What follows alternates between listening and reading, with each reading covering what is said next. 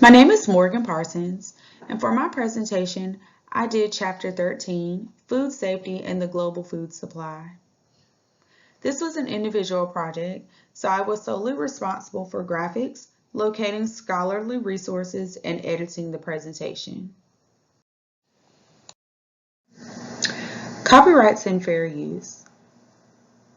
This multimedia presentation may include the creative works of others, which are used under a claim of fair use or by permission. This presentation was prepared using the fair use guidelines, and further use or distribution is not permitted. To get started, I would like to talk about foodborne illness. So foodborne illness, most of us know it as food poisoning. Foodborne illness is very common, and it's actually contributes to about 3,000 deaths per year. Most of the time, a foodborne illness is mistaken for the flu. The symptoms include nausea, vomiting, diarrhea, and abdominal pain. Sometimes there can be fever if your body is trying to get rid of the unfavorable pathogens, the bacteria.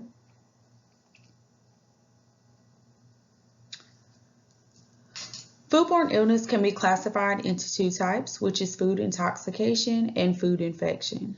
Foodborne illness also is a result of ingesting contaminated food or water. And special healing properties or certain healing powers, and when they ingested it, they did become sick.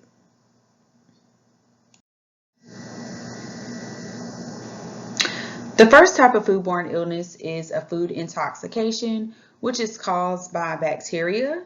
Of course, this comes from eating foods that may contain harmful chemicals or toxins. Symptoms related to this are nausea, vomiting, and diarrhea. And the bacterium itself produces neurotoxins and enterotoxins.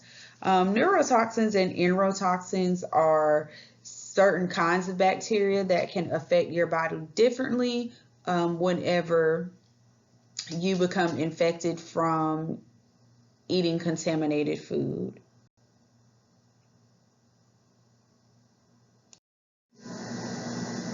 So first, here's a picture of the enterotoxins. Enterotoxins is the main cause of foodborne illnesses because it causes severe GI distress.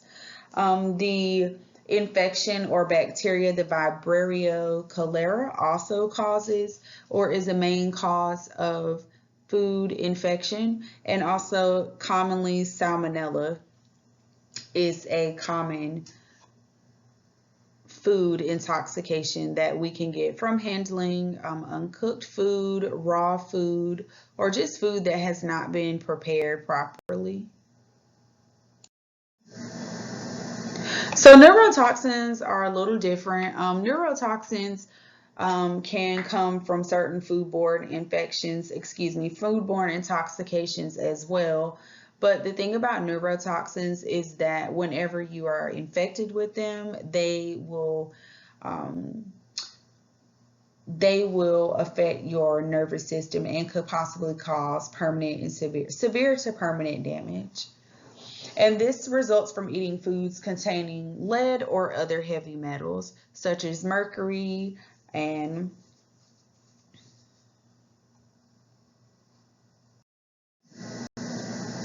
So next we will move on to foodborne infections.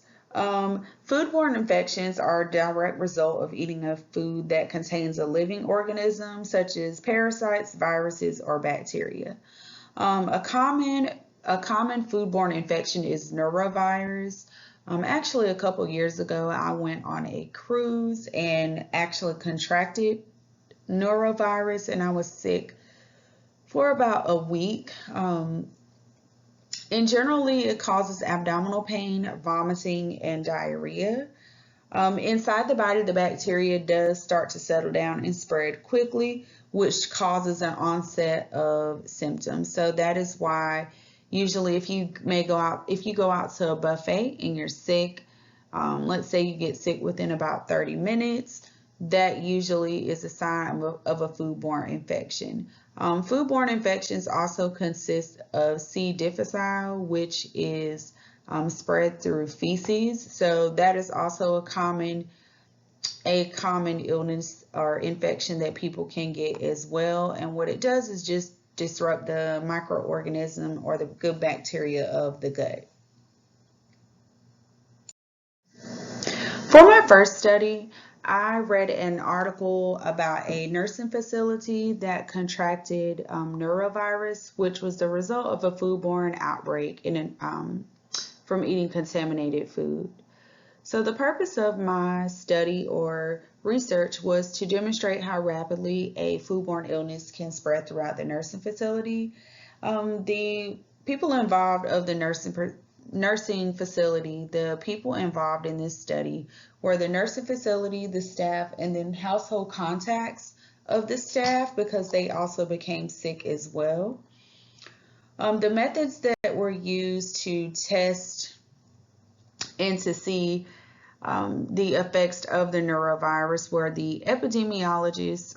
Epidemiologists used a series of surveys and tests to pinpoint the source of infection and quantity of the individuals affected.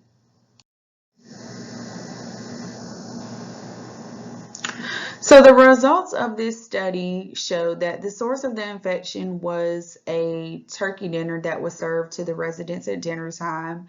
Initially, only 11 residents were affected by the outbreak, but altogether, 137 people did actually become sick over a course of 3 weeks. So most of the symptoms were vomiting, diarrhea, and stomach pain. A small percentage of people did have fevers, but they did pass quickly.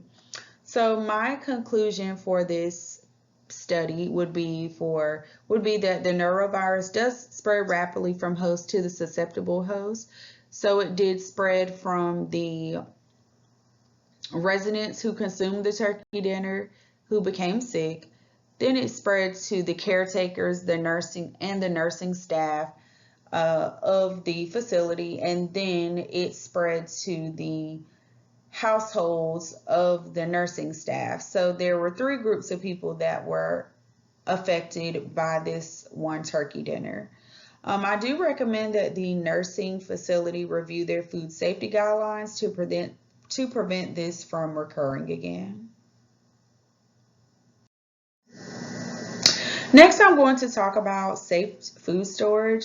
It's very important to store your food safely, and that is just to preserve or increase the longevity of the food, and to also just make sure that your food is not getting old, and that you also need to, when bringing food home from the grocery store, you also need to make sure that you're checking the food packaging for holes, tears, or dents. You do not want to consume any food that may have packaging that is torn or damaged because the food could spoil. You don't know how long that it's been like that. So to keep our food fresh, it's important to keep lids and tops tight and sealed, to make sure that things that need to be wrapped and covered are also wrapped and covered. When preparing your food, it is very important that you take the safety precautions to make sure that your workstation or your cooking area is clean, and also that your hands and utensils are clean before starting to cook. So the little handout that I have here, the diagram that I have here says that 90% of people wash their hands using recipes that with safety instructions, which recommend safety precautions. And there's about 59% of people who use recipes without safety instructions. So a good majority of people are using recipes with safety instructions. And that makes me feel pretty good because I feel like that helps people cut down on cross-contamination. Cross-contamination is caused when bacteria from certain foods are transferred from one to another. So say for instance, I am cooking steak and I use my hands to season the raw meat. I just wipe my hands off. Next, I just wipe my hands off with a paper towel, and then I go over to grab a loaf of bread that I want to eat with my dinner. at that point, the bacteria from the steak is now transferred onto the bread, and the bread is no longer safe to eat because the bacteria is now on the top of the bread. So that could make me sick and could result in a foodborne illness or possibly a foodborne infection, depending on what bacteria is present or what bacteria grows on the bread. It's also important to make sure that food is being cooked and stored at the correct temperature to make sure bacteria is being killed. On this slide here, we'll talk about meat preparation. I included a diagram here that just talks about or demonstrates the correct temperatures for cooking meat and poultry thoroughly, and including fish as shellfish. So this is very important to follow. Whenever you're cooking meat, please make sure that you're washing your meat. It's very important to wash meat with warm water. All meat and poultry contain safe handling instructions on the front of the label. I found an interesting fact that I found when researching this project is that ground beef is more susceptible to contamination, and that is because on steaks and other cuts of meat, the bacteria is usually just on the top surface level and can be washed off. For ground beef, the meat is ground up, so it's easier for the bacteria and contamination to spread throughout the meat. An instance or example of beef contamination was the mad cow disease outbreak in the UK. And that's just when there was a large outbreak of mad cow disease or a foodborne infection due to cross-contamination or, contamination of meat, of beef. Seafood preparation is very important also. Seafood, as I talked about in one of my previous slides, seafood can contain worms, parasites, and also can contain hepatitis. It is very common for certain people to acquire hepatitis or certain parasites from eating raw seafood. I know that raw oysters is seen as a delicacy by some people, but eating too many raw oysters can result in a foodborne infection from parasites or worms in the GI tract. So it's very important to wash seafood and to make sure that seafood that is raw or lightly prepared has been chilled at the right temperature. Certain restaurants that serve raw sushi or certain raw seafoods, they have refrigerators that make the food cold enough. It chills it to a certain level or a certain degree that it kills the bacteria because it's so cold. So it's very important to just make sure that you are being careful when eating seafood. So there are certain people or high-risk individuals that should stay away from seafood, and that is young children, pregnant women, older adults, and immunocompromised individuals. Because shellfish, raw shellfish, and seafood can cause so many problems due to bacteria and parasites, it's very important for them to stay away from those. Environmental food contaminants. I'm sure that we have all heard of pesticides, which are used on our crops and fruits and veggies to kill pests and insects and weeds. Chemical agents such as lead, mercury, or cadmium. The FDA uses a reference dose as a safety guide for chemical exposure in foods. And what that is it is a dosing guide that regulates the estimated amount of a chemical that could be consumed daily without causing harmful effects to an individual. The FDA also uses the margin of safety, which is a food safety standpoint. The margin is a zone between the maximum amount of a substance that appears to be safe and the amount allowed in the food supply. Within the stores these days, they have a lot of food washes so that you can soak your foods and get rid of the pesticides and the waxes that some of the stores put on the foods to make them more appealing. So I do suggest that you invest in a vegetable wash or a fruit wash for your foods. We all know that foods contain certain additives, but why do they contain certain additives? So foods contain additives because they enhance the quality of the food. Stabilizers enhance the color. Some additives like yeast enhance the taste. Additives are used to make foods thicker.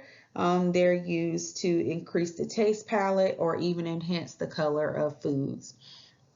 All of the foods that we eat contain additives, even our fruits. Also, food additives pose a low risk to causing harm to us. They are pretty low on the scale of things that can make us sick. So your most common issues are going to come from a foodborne infection or a foodborne related illness. Also, the FDA regulates all food additives. For a manufacturer to want to add a new additive into their foods, it has to undergo several different testing, and the manufacturer may spend an extensive amount of money to conduct these tests. So most manufacturers stick to the additives that are already FDA regulated. So there is also a GRAS list. The GRAS list is a list that is just substance safe, and that is published by the FDA. That stands for substances that are generally recognized as safe.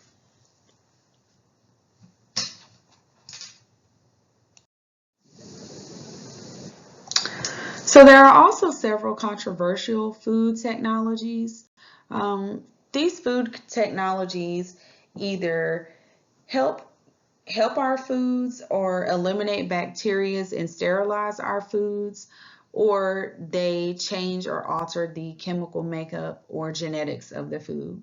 So I will be covering in the following slides pasteurization, irradiation, genetic engineering and biotechnology, and transgenics. Pasteurization and irradiation or irradiation. Pasteurization is the process where heat is used to sterilize food. So if you look on a milk carton, you will see that the milk says has been pasteurized. The process of pasteurization just removes all of the bacteria and harmful toxins that can be in the milk, which can come from the cows. And those harmful toxins come from the cow's hormones and just the overall dirt and process related to retrieving the milk. So all of our dairy products are pasteurized, such as milk and cheese and yogurt. Irradiation uses low doses of radiation to destroy insects and bacteria on foods. So there is also, the FDA approves radiation, has a list of foods that they approved irradiation on. The FDA also has a symbol of foods that have been irradiated, so that you can recognize that on all of your food labels. A couple of foods that are able to be undergo irradiation is iceberg lettuce, potatoes, tropical fruits, mushrooms, potatoes, certain seafoods such as clams, oysters, mussels, and scallops. And here I included a video of the irradiation process.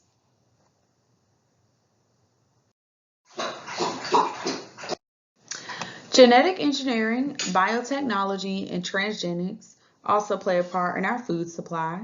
Genetic engineering is used to enhance and boost the nutritional value of certain foods. I chose to use an example of the cotton candy grapes because that is a genetically modified food that was created to enhance the taste of the grape, but also it enhanced the nutritional value by combining the male and the female grape together. Also, using living organisms to make or modify products is called biotechnology, and what that does is it increases phytochemicals. Phytochemicals are naturally health enhancing substances in plants, and many of these compounds are found within tomatoes, garlic, beans, and other foods.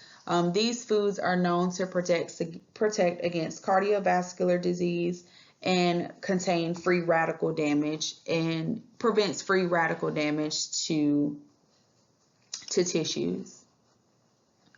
And the last one, transgenics, is the transferal of genes from one organism to the next.